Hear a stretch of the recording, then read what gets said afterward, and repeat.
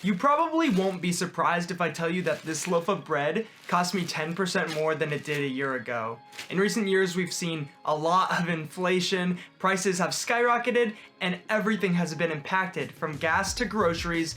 Everything's more expensive. For me, the biggest shocker was I used to get this huge thing, a 60 count of eggs from Walmart, and it was about $4.50 just a year and a half ago, and now I pay up to $15 for that same 60 count. And we're seeing these major differences, not just in eggs, but in your milk, your cheeses, your breads, your pastries, anything grocery related. It has skyrocketed in recent years, and the truth is, it's probably going to get more expensive. So here's what I'm not gonna do. I'm not gonna tell you to go buy beans and rice, live off of bread, and keep your head down until things get better. What I am going to do is give you some awesome tips and tricks that I've used personally that will help lower that hefty food bill. So today I'm going to show you how I am living off of less than $150 per month per person on food. I'm gonna show you guys exactly how I do it, the tips that I use, and how you can do it yourself.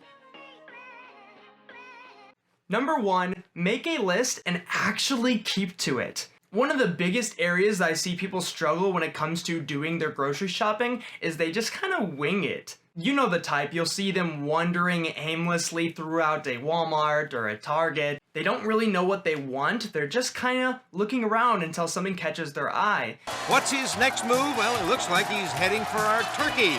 No, he's heading back into the market.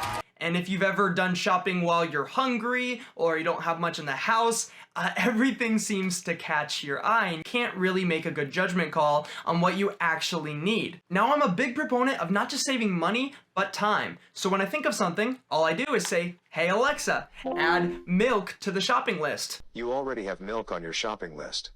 Oh. At the end of the week, I just dive into my Alexa app, I look over all the things I've added to the list, and then I go from there. But it doesn't really matter what kind of list you keep, just make sure you keep one so you have an idea of what you actually need. The last thing you want to do is get home, have stuff that you don't need, and actually be missing what you do. Number 2, we all know we should do it, but we don't. It's meal planning. It's actually putting consideration and preparation before you do the actual shopping. I know what you're thinking, that's way too much time and effort, and I'd rather just spend the extra money. And if that's really where you're at, then that's fine. But for the rest of us who actually have to stay on a budget, just a little bit of work up front will save you loads in the long run. Now, I don't like to complicate things, so here's what I do. I hop on Google at the beginning of the week, I search affordable and healthy meals, or cheap and healthy meals, some combination of the two. From there, I scroll through recipes, and I gather about 3 or 4 dinner recipes. From there, I copy them over into my Notes app. Now, I love using Google Keep so I can keep everything organized. Everything has a tab, so I have a specific food folder where I put all my recipes. I copy it in there, I give it a title, and I write down what ingredients I need from it. I also typically double the recipe depending on how many servings it makes so that I know I can use the leftovers as lunch. One final thing I do is I look in my fridge and in my pantry and I see what I already have. If I have leftovers, can I repurpose them or prioritize them? If I have certain foods that are going to go in one meal, can I find other meals that will use those same foods? When I find that synergy, I find that I save a lot on my food costs and it makes the preparation of the actual food a lot easier. Number 3, I never actually walk into the store. Guys, it's 2022, you don't actually have to go into the store and spend hours looking for what you want. If you do a little bit of that preparation beforehand like we just talked about, you can have your order put together online for easy pickup or delivery. Now, pickup at most grocery stores is going to be free as long as you meet the minimum requirement, which is usually like $35 if you go to Walmart. If you go to Target, there is no minimum requirement, so it's really easy to do. All you do is show up and they load your car for you. What's really awesome about this is as I'm planning out my meals, I can be putting together an order online, and when I'm done, I just hit submit. I show up at my convenience and I pick up my order, and that's it. A few months ago, my wife and I switched over to delivery, and before you call me crazy, hear me out. If you do your grocery shopping once a week, that's 4 trips to Walmart. Now, we're about 25 minutes both ways away from a local Walmart, so it actually saves us money and gas by getting delivery. Not only that, but we don't even have to leave the house. It just shows up on our porch when we tell them to. Now that $10 is just a tiny fraction of our entire food budget, but it saves us so much time and money that it really was a no-brainer for us. Now, tip number 4, this wouldn't be a very good video if I didn't talk about the amazing savings that you can find at places like Sam's Club, Costco, and other distributors. When you can go and buy groceries in bulk, you end up saving a lot of money and you save yourself a few extra trips to the store. Now, obviously this depends on how large your pantry is, how much storage you have. What I would recommend if you are tight on space is focusing on the big cost items. Say you want to buy some meats, but they're very expensive at the local stores. Go to somewhere like Sam's Club or a meat distributor, buy it in bulk, and stock your freezer with it. That is a very easy way to save tens to hundreds of dollars per month just by choosing the bulkier items. Now, I know I said don't step into the store, but if you happen to be inside of your local Walmart or Target or wherever you shop, then pay attention to these things. Tip number 5, if it's fresh produce, it might be on discount if it's close to the expiration date. These grocery stores are doing a lot of inventory, and so they're going to have produce that goes bad before it can be sold. Whether it's meat or fruit or bakery items, vegetables, anything that is perishable, you have the opportunity to save a lot of money on some quality food. So if you walk in, find some local produce like a meat selection that is about to go bad, you can get it for a decent discount. One of my favorite places to do this at is Target, where you can find quality meat at a much lower price if you time it right. Alright, before we get into the next tip, if you found this video helpful already, I want you to leave a like down below, support my channel, I really appreciate it. And if you haven't subscribed, what are you doing? I'm here every single Friday giving you tips and tricks, helping you live the life of your dreams, but also having the money to afford it. Alright, let's get into the next one. Tip number 6, don't be afraid of generic brands. Whether you're at Walmart and you're dealing with great value, or you're at Target and you're dealing with Good and Gather, these stores can offer you the exact same quality but for a much lower price than the name brands that you probably see on television. In my experience, I usually can't even tell the difference, but my wallet sure can.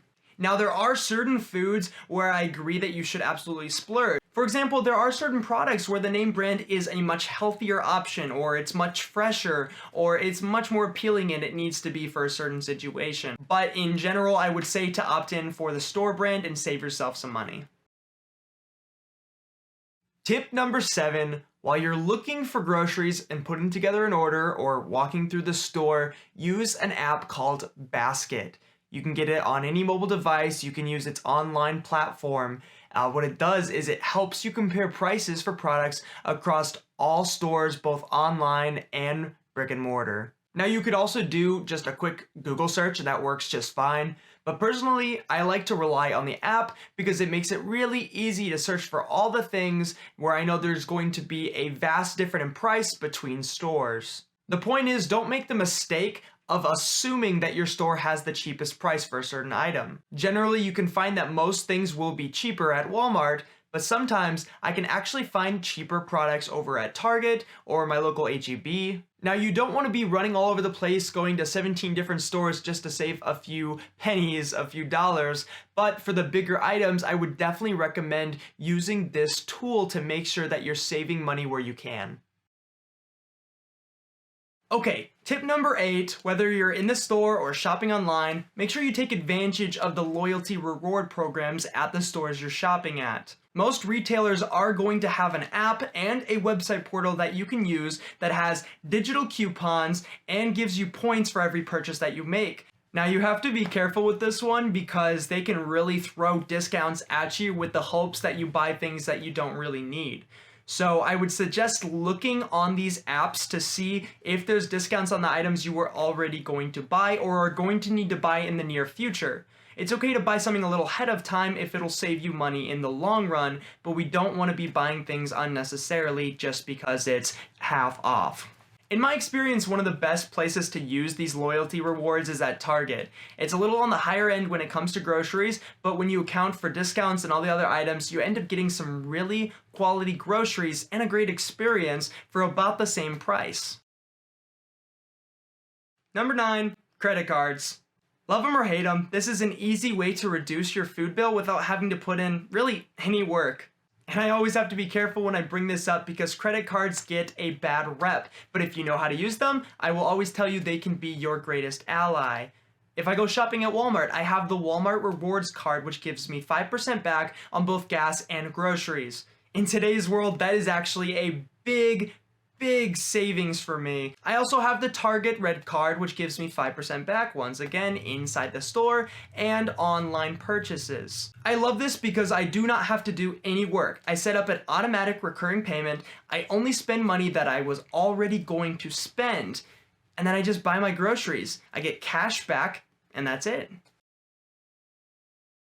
Number 10, I downloaded an app that's called Ibotta that gives you cash back and certain discounts at a wide variety of products and stores. They have an awesome Google extension and an app that makes it easy to get rewarded for the purchases that you make. If you're walking through the store, you can pick up any item, take your Ibotta app, and scan the item to see if there is a discount for you. If you connect your Target or your Walmart account online, you can make purchases and get rewarded based off of the items that you buy. This is such a simple way to get cash back on the purchases that you're already making, so what are you waiting for? Go download that app right now. And make sure to keep an eye out because every now and then, they also throw in a couple freebies. Alright, before I wrap this up, I actually have a bonus tip for you. Waste is a silent killer. If you have leftovers, make sure you prioritize them. If you have meals that use perishables, make sure that they get made first. Make your meals when you say you're going to make them so that you don't fall behind. It's really easy to say you're gonna make a meal, get the stuff to make a meal, but then get lazy when it comes time to actually making it. Instead of spending 30 minutes making an awesome meal, you're going to go spend money on fast food and then end up throwing those groceries away. I'll have 2 number 9s, a number 9 large, a number 6 with extra dip, a number 7, 2 number 45s. All in all, just know what's in your fridge and stick to the meals that you planned. Alright, so that's what I'm doing in my own personal life to spend less than $150 per month per person on groceries. Obviously, your grocery shopping is going to depend on your personal taste and how much comfort or discomfort you're willing to endure.